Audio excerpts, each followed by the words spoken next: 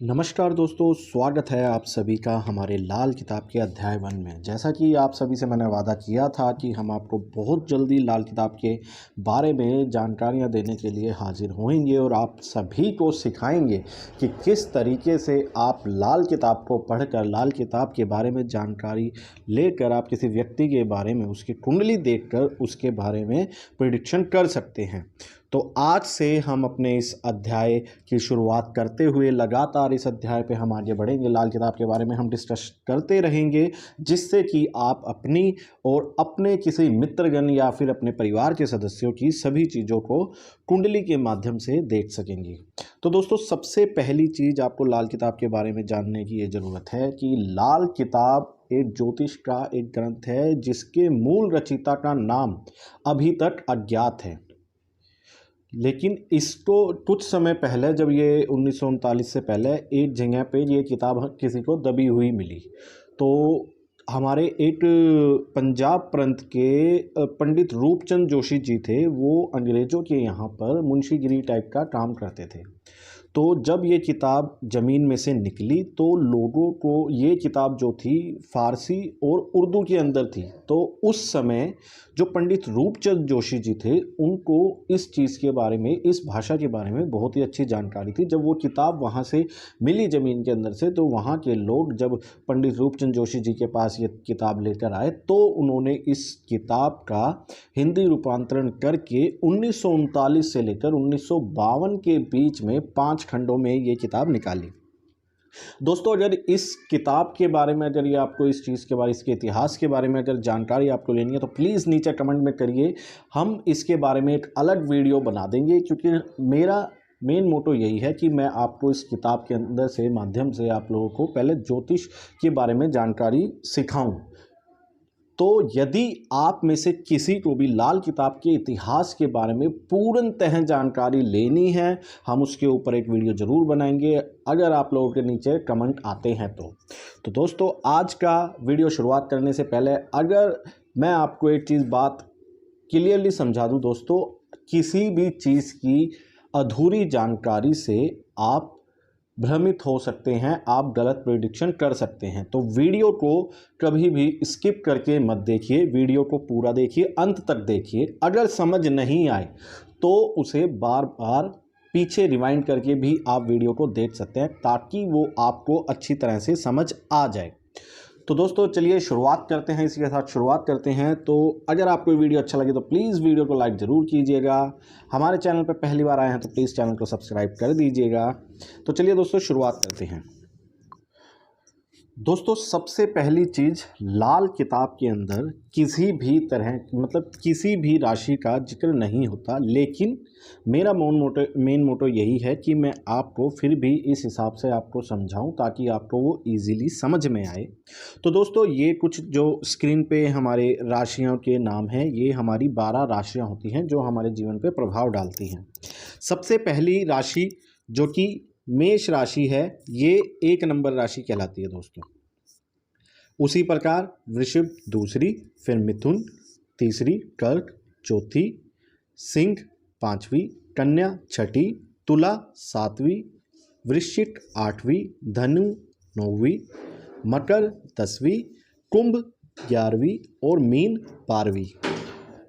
पहले आपको जानकारी दे रहा हूं कि किस तरीके से कुंडली बनी होती है। देखिए, कुंडलियों के अंदर आपने एक संख्या लिखी हुई देखी होगी। तो जो संख्या जिधर है, जैसे कि 1, ये हमारा 11वां खाना कहलाता है, ये हमारा 11वां खाना कहलाता है। लेकिन यहाँ पर 1 नंबर राशि लिखी गई है, तो यहाँ पर मेष राशि को हम मानते हैं। हमारा जो लगन होता है लाल किताब के अंदर, पहला खाना वही होता है जो हमारा लगन होगा। जैसे कि जहाँ पे 3 नंबर लिखा है, ये हमारा पहला खाना माना जाएगा। लाल किताब के अंदर आप कोई सी भी राशि लीजिए, बहुत सारी एप्लीकेशंस वगैरह आ गई हैं और वेबसाइट के ऊपर भी आप फ्री में कुंडली प्राप्त कर सकते हैं। तो जब भी आप कोई सी कुंडली डाउनलोड करें या फिर कुंडली बनाएं, तो सबसे पहली चीज़, लाल किताब के अनुसार जो आपके ये नंबर होते हैं, आप इनको मिटा दीजिए। जितने भी ये नंबर होते हैं जैसे कि 1 2 3 4 5 6 7 8 9 10 11 12। ठीक है दोस्तों, जब आप इसको मिटा देंगे तब जो, लेकिन आपको जो मतलब ग्रह हैं, जैसे कि कोई ग्रह, मैं आपको दूसरी एक कुंडली के हिसाब से बताता हूँ। दोस्तों आप सभी इस चीज़ से समझिए कि सपोज करिए कि आपने इस तरीके से एक कुंडली बनाई है, और या तो वो आपने वेबसाइट से बनाई है या फिर आपने किसी एप्लीकेशन के थ्रू से एक वीडियो किसी की कुंडली बनाई है, और उसके अंदर ऐसे ऐसे सभी जगह पे नंबर लिखे हुए हैं। तो सबसे पहली चीज़, हम इन नंबर्स को मिटा देंगे। जितने भी ये नंबर होते हैं लाल किताब के अंदर, इन नंबर की कोई वैल्यू नहीं होती, इन नंबर को नहीं माना जाता है। सपोज़ कीजिए ये किसी एप्लीकेशन से या वेबसाइट से हमने एक कुंडली बनाई, जिसकी ये हर एक खाने में आप देखेंगे एक नंबर लिखा हुआ है। ये राशियां हैं, जैसे कि मैंने आपको सभी अभी बताई थी राशियां, पहली मेष वृषभ ये सारी करके ऐसे करके ये राशियां होती हैं। तो लाल किताब के अंदर इन राशियों का कोई मतलब नहीं होता, तो हम इन सभी राशियों को मिटा देंगे। जैसे कि आप देख सकते हैं ये सारी राशियों के नंबर, आप इन्हें मिटा दीजिए।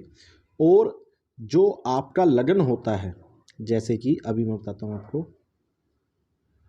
दोस्तों, इन सभी चीज़ों को, लेकिन हम ग्रहों को नहीं मिटाएंगे दोस्तों, ध्यान रखिएगा, ग्रहों को नहीं मिटाना है हमें सिर्फ राशियों के नंबर मिटा देने हैं।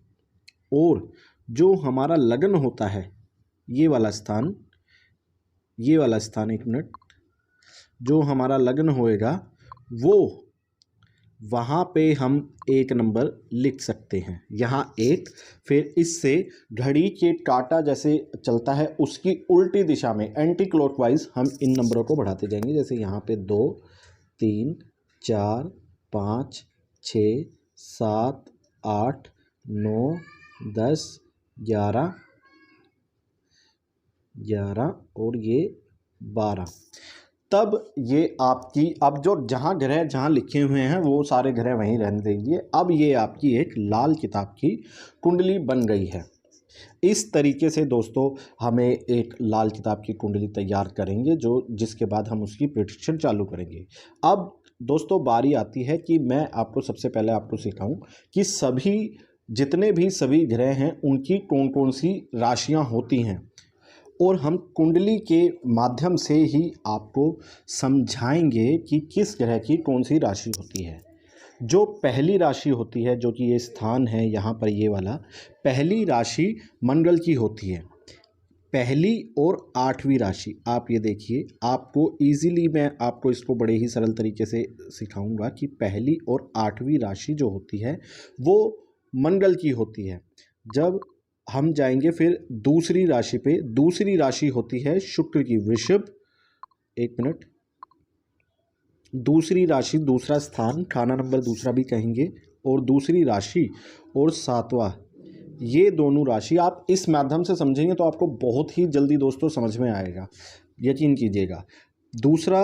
दूसरी राशि और 7वीं राशि जो होती है वो शुक्र की होती है दोस्तों, ठीक है। उसके बाद 3 और 6 राशि हो जाती है बुध की, 3 राशि इधर, 6 राशि इधर, ये आ जाता है हमारे बुध की राशियाँ। बुध, और मैं आपको दोबारा बता दूं, पहली राशि हमारी कौन सी हुई, मंडल की मेष, और 8वीं राशि हुई वृश्चिक। दूसरी राशि हुई हमारी शुक्र की वृषभ, और 7वीं हो गई तुला।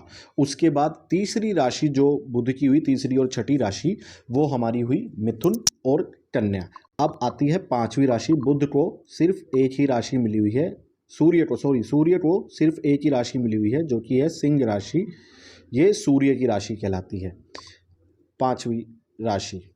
चौथी राशि जो होती है वो कर्क राशि होती है दोस्तों, और कर्क राशि मिली हुई है चंद्र को और सूर्य के पास दोस्तों सिर्फ एक ही राशि है, बाकी सभी ग्रहों के पास 2-2 राशियां हैं। राहु और केतु एक ऐसे ग्रह हैं जिनकी कोई राशि नहीं होती, ठीक है दोस्तों। अब देखिए, हमने 5 राशि तक पढ़ लिया ना। अब उसके बाद आ जाती है ये हमारी 9वीं और ये हमारी 12वीं राशि, ये दोनों हो जाती है हमारी गुरु ग्रह की, बृहस्पति ग्रह की, ठीक है, धनु और मीन। उसके बाद जो राशियां 2 शेष बच गई, 10 और 11, एक मिनट दोस्तों, 10 और 11 राशि हो जाती है हमारी शनि की राशि। सिंपल लॉजिक है दोस्तों, समझिए। पहली और 8वीं राशि मंगल की हो गई, दूसरी और 7वीं शुक्र की हो गई, तीसरी और छठी बुध की हो गई, चौथा हमारा अकेला चंद्र बचा, पांचवा हमारा अकेला सूर्य बचा, 9 और 12 नंबर राशि हो गई हमारी गुरु ग्रह की, बृहस्पति ग्रह की, और 10 और 11 नंबर राशि जो हुई हमारी वो कहलाई शनि की। राशियां आपको याद करनी पड़ेगी दोस्तों। बड़े ही सरल माध्यम से मैं आपको बताऊंगा ग्रहों की जो उच्च राशियां होती हैं और कौन सी नीच राशियां होती हैं। आप किसी भी व्यक्ति की कुंडली में अगर उस स्थान पर वह राशि बैठे देखें तो आप इस चीज़ से अनुमान लगा सकते हैं कि वो मतलब वो ग्रह उस व्यक्ति को, अगर वो ग्रह उस अपनी राशि में, उच्च की राशि में बैठा है या उस उच्च के स्थान पर बैठा है तो वो उसे शुभ परिणाम, अच्छे परिणाम ही देगा। जैसे कि अब आपको बताते हैं कि सबसे पहली राशि में, पहले स्थान मतलब पहली राशि में सूर्य उच्च का होता है। यहाँ पर ये जो स्थान हुआ हमारा, ये यहाँ पर सूर्य का होता है। दोस्तों बड़े ही सरल माध्यम से समझाऊंगा, समझने की बड़े अच्छे तरीके से कोशिश कीजिएगा, क्योंकि बहुत ही इजी माध्यम ढूंढता हूं मैं आप लोगों को समझाने के लिए। देखिए, सूर्य मतलब मेष राशि में उच्च का हो गया तो इससे 7वीं राशि में, यानी कि नीचे आप नीचे चला जाइए तो यहाँ पर सूर्य नीच का हो गया, ठीक है। और वहीं अगर यहाँ 7वीं राशि मतलब खाना नंबर 7 में यदि शनि बैठा है तो शनि वहाँ पर उच्च का होता है। और लगन में मतलब कि पहले खाना नंबर पहले में शनि यहाँ पर उच्च का हो गया, और खाना नंबर पहले में मतलब जहाँ पर सूर्य उच्च का है वहाँ पर शनि नीच का हो जाता है दोस्तों, ठीक है। अब बात आती है 2 नंबर की। 2 नंबर में दोस्तों चंद्र उच्च का होता है, मतलब कि वृषभ राशि में, लेकिन वहीं वृश्चिक राशि में यहाँ पर 8 नंबर में चंद्र नीच का हो जाता है, ठीक। मंगल हमारा 10 नंबर राशि जो कि होती है मकर की, यहाँ पर मंगल उच्च का होता है, और 4 नंबर राशि में मंगल नीच का हो जाता है, ठीक है। बुध की जो उच्च की राशि है दोस्तों वो कन्या राशि है। यहाँ पर बुध आपको अगर किसी में यहाँ पे दिख जाए तो वह खाना नंबर 6 में, तो बुध अपनी उच्च की राशि में बैठा हुआ है। लेकिन यही अगर बुध 12 नंबर राशि में आपको अगर इस स्थान पर दिखता है तो 12 नंबर में बुध नीच का हो जाता है, वहाँ पर नीच के प्रभाव देता है। लेकिन वहीं यदि शुक्र 12 नंबर पर बैठा है तो वह उच्च का हो जाएगा, और 6 नंबर राशि में कन्या राशि में शुक्र नीच का हो जाएगा। गुरु बृहस्पति को हम देखेंगे तो गुरु हमारा 4 नंबर यानी कि कर्क राशि में उच्च का होता है, और 10 नंबर मकर राशि में नीच का होता है।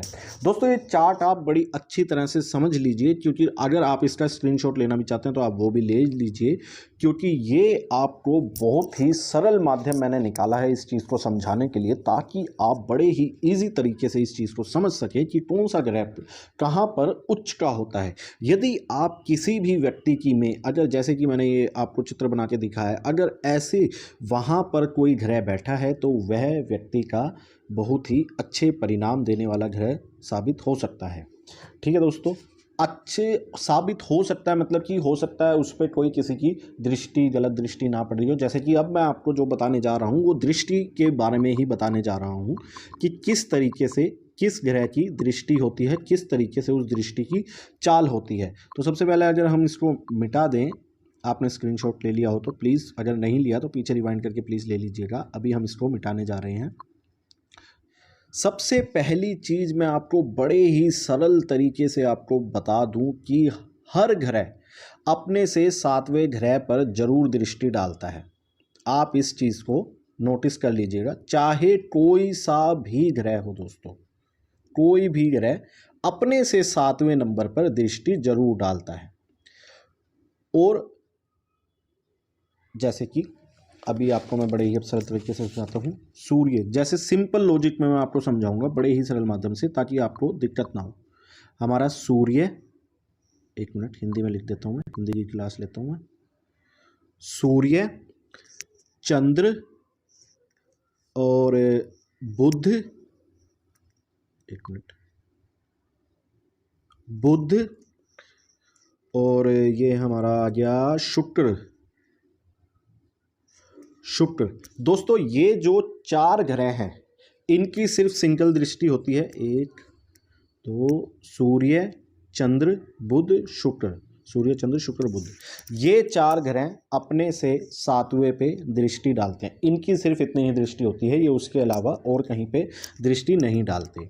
अब इसके बाद आती है जैसे मैंने आपको बताया कि हर ग्रह अपने से 7वें पे दृष्टि डालता ही है, तो मैंने इसलिए 4 ग्रह ये ऐसे ग्रह हैं जिनकी सिंगल दृष्टि है, आपको याद करने की इतनी ज़रूरत नहीं पड़ेगी।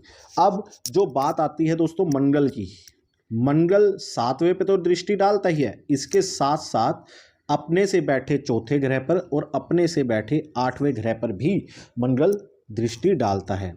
अब गुरु बृहस्पति की बात करें तो गुरु की 7वें में दृष्टि होती है, इसके साथ साथ गुरु अपने से बैठे 5वें नंबर पर दृष्टि डालता है और अपने से बैठे 9वें नंबर पर भी दृष्टि डालता है।